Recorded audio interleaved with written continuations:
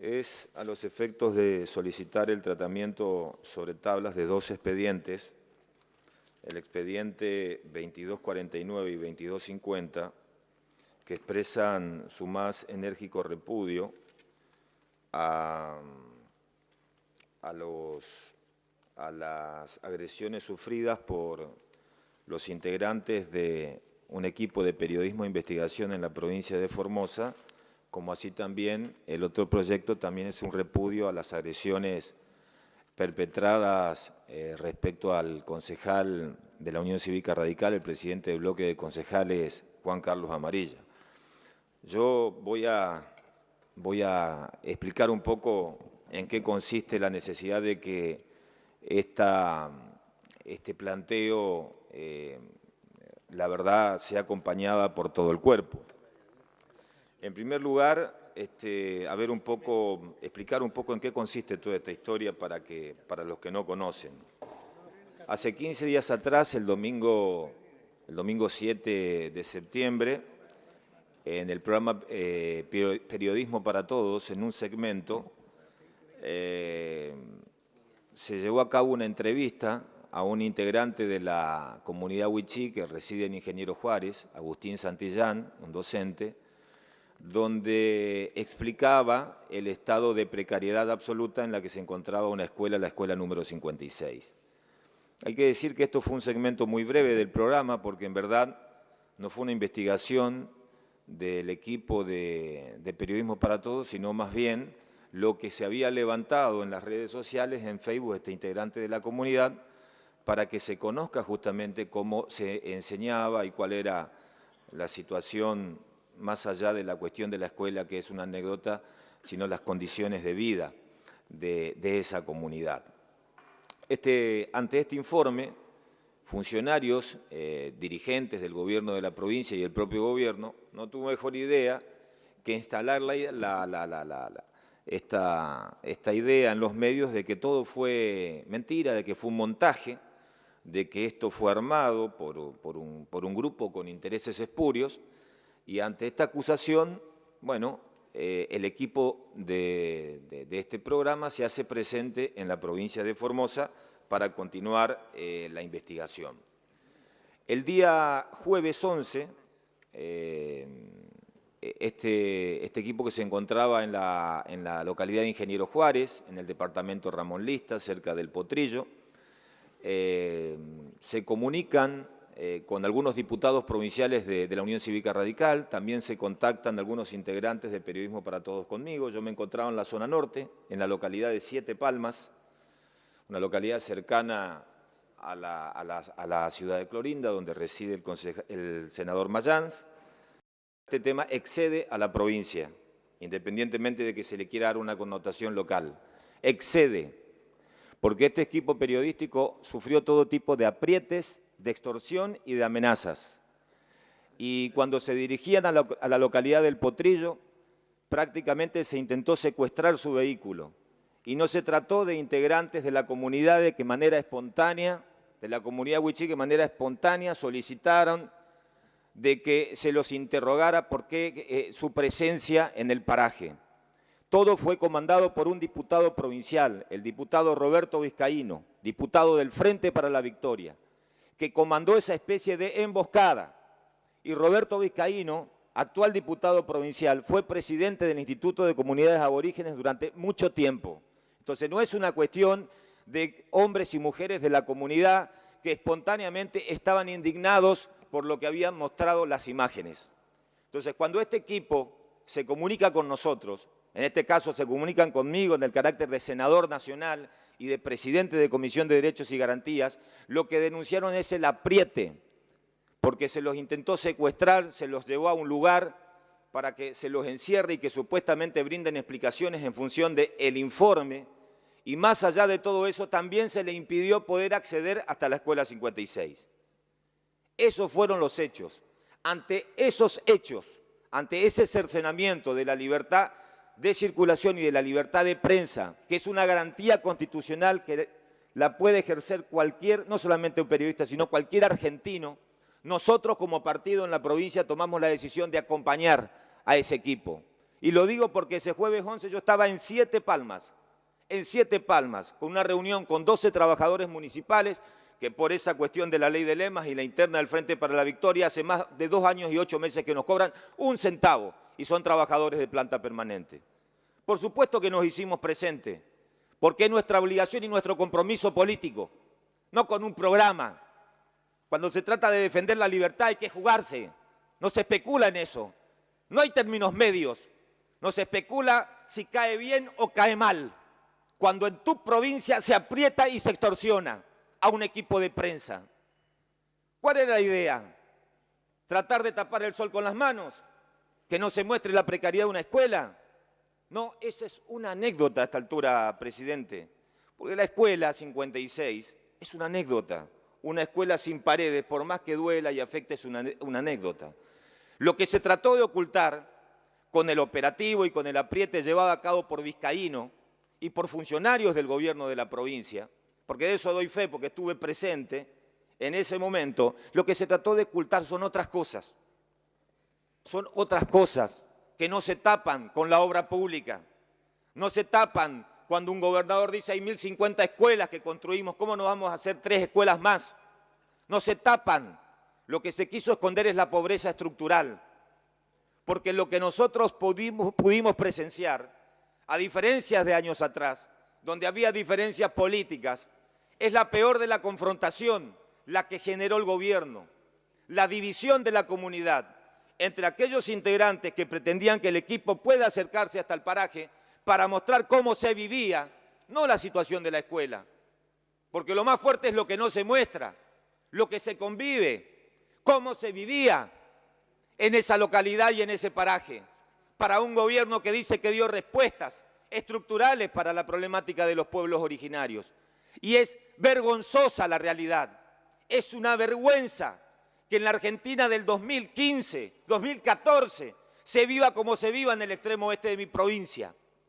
Y eso es lo que se quiso tapar de prepo, con extorsión, con la presencia de Vizcaíno, porque antes fue el hombre del ICA. Entonces diciéndole uno, ojo, que cuando se van las cámaras acá quedamos nosotros. Ese es el mensaje mafioso. Y por eso estuvimos ahí, con mucha satisfacción. He estado como senador de la Nación y con el bloque y con los hombres y mujeres de mi partido que me acompañaron. Porque no queremos ser más noticia nacional de aprietes y cercenamiento de derechos. Mire usted, presidente, las contracaras, las dos caras de la misma moneda, en Salta y en Formosa. Cuando se brindó un informe respecto al hambre del agua y la situación similar en un extremo de la localidad de Salta. ¿Qué pasó en Salta? ¿Cómo actuó el gobierno? También un gobierno peronista, para decir las cosas como son. Fue una fundación, denunció lo que pasó y el gobernador de Salta se puso a disposición con su equipo de gobierno para que alguien le tienda la mano y se solucione esa miseria extrema. ¿Sabe lo que se ha hecho en Formosa cuando eso se denunció? Se le quitó el sueldo a la mujer que decía que tenía hambre del agua. Cuando fue la Fundación CONIN para colaborar con Molinos, se rompieron y se destruyeron. Esas son las dos visiones. La peor de la política, la peor cara del autoritarismo la tenemos en la provincia. Entonces nosotros, que tenemos un compromiso con la libertad, ahí vamos a estar presentes. Me decían algunos, yo no sé si suma o no suma. ¿Qué me interesa si suma? Desde lo político. Yo sé que estuvimos para garantizar cosas mayores, porque de ese equipo periodístico estuvo en riesgo la salud física y la integridad personal. El censo 2010, situación de los pueblos originarios. El 86% de los hogares no tienen agua por cañería dentro de la vivienda. Censo 2010. Hogares que utilizan leña o carbón para cocinar, pueblos originarios, 78%. Vamos a hablar de datos oficiales, estos no son los datos de la oposición. El 70% de las entrevistadas de una encuesta materno-infantil no recibió la visita de ningún agente sanitario en los últimos 12 meses. Escuchen estos datos, presidente. A ver si tenemos un poco de solidaridad, un poco de vergüenza como argentinos. El 23,9% de las entrevistadas dijo que había perdido uno o más hijos fallecidos antes del año de vida. El 81,3% de las madres entrevistadas de menores de 6 años afirmó que sus hijos ingieren una sola comida diaria. ¿Me escuchó, presidente? Olvídense de la alianza, olvídense del pasado, porque hace 30 años gobierna un solo partido. El 81% no, hace 30 años gobiernan ustedes. Ahora el problema está que no pueden mirar para atrás, no pueden echar culpas, a nadie. Hace 30 años están ustedes en Formosa y el 81,3% de las madres tienen un solo alimento para sus hijos menores de 6 años. Este es el censo y el plan materno. Acá lo tenés. Fíjate el censo 2010. Claro, puede ser mentira. Consultá con tu gobierno, el gobierno nacional, censo 2010, plan materno infantil 2010. Acá está, se lo ofrezco y lo dejo por secretaría, senadora, con todo gusto. ¿Sabe por qué lo digo? Con mucho énfasis. ¿Y por qué decía que la primera cuestión, la cuestión de privilegio, tenía que ver con estas cosas? Porque cuando hay 10 mamás y 9 solamente para sus chicos menores de 6 años, cuentan con dinero para darle una comida por día. Esa plata que falta es la plata que arregló el gobernador para un peaje de 7.600.000 pesos. ¿Me entienden? Esa es la plata que hace falta. Entonces a mí me van a poder decir, cállate, la alianza, ganamos con el 73. Está bien, tendrán legitimidad popular. Nunca renegué del acompañamiento y yo soy respetuoso de lo que decida la gente. Pero pónganse a trabajar por esta gente. Dejen de apretar a aquellos que no tienen nada, porque son rehenes de los punteros calificados o de un diputado provincial, porque el problema es que mientras uno puede levantar la voz porque tiene bronca, o el propio programa que podrá brindar un informe, el tema está cuando se van las cámaras, presidente, y también cuando nos vamos nosotros, porque el apriete continúa, porque no escarmientan. Yo recuerdo cuando asumí como senador, estaba el presidente del bloque del Frente para la Victoria cuando denunciamos los encierros de las comunidades en el extremo oeste. Y me decían, en política no se discute, la legitimidad popular lo puede todo y el voto no es un cheque en blanco. También hay que rendir cuentas y tener humildad para cambiar estas cosas. Pero ¿sabe cómo se termina? Cuando se aprieta un equipo. ¿Cómo terminó esto? No le alcanzó con el apriete. Nosotros fuimos con 2 vehículos, desde Formosa hasta el Potrillo. Un vehículo de mi propiedad y la camioneta del concejal Juan Carlos Amarilla. Y fuimos sin guardaespaldas, sin nada, porque en la vida hay que andar como uno anda. Y hay que tener la tranquilidad de caminar como se viene en esta vida. ¿Sabe cómo terminó? El domingo a la madrugada, al concejal de la Unión Cívica Radical le tiraron una bomba incendiaria y le quemaron su vehículo, su camioneta, al presidente del bloque de concejales de la Unión Cívica Radical. ¿Sabe lo que ha tratado de instalar como idea el gobierno provincial? De que, bueno, hay que pensar de que esto fue montado, de que en esto se beneficia la Unión Cívica Radical. Y el ministro de Gobierno no tuvo la mejor idea o la más inteligente de decir en el día de la fecha. Dice que, parafraseando a un catedrático del derecho penal, fíjense a quién conviene el delito para saber su autoría. Y se llamaron al silencio durante prácticamente 48 horas, como si fuera que una bomba incendiaria o una molotov debe ser habitual en la Argentina. Quiero decirles, presidente, que hay que ser muy cuidadosos cuando uno tiene niveles de responsabilidades políticas con lo que se dice. Y que en Formosa se vive un clima de violencia que comenzó con una violencia verbal, que a algunos les parece un poco hasta chistoso. Somos los enemigos, la expresión de la antipatria o los caranchos, por decir estas cosas. El tema está cuando hay ruptura de límites, cuando desde la violencia, en el marco de la confrontación, se pasa a la vía de los hechos. Y este es un punto de inflexión que nosotros no lo vivimos nunca en la historia de la política de la provincia de Formosa. Lo han incendiado la camioneta de un dirigente político que hoy es radical, pero puede ser de otra fuerza. Y la respuesta del gobernador, cuando uno espera sensatez, sentido común, con las cosas que están pasando, la respuesta del día de ayer fue lo que ustedes llaman en la capital buitres. Acá la oposición los llamamos carancho. Fíjese, si hay que hablar de caranchear, presidente. Prefiero dejarlo de lado.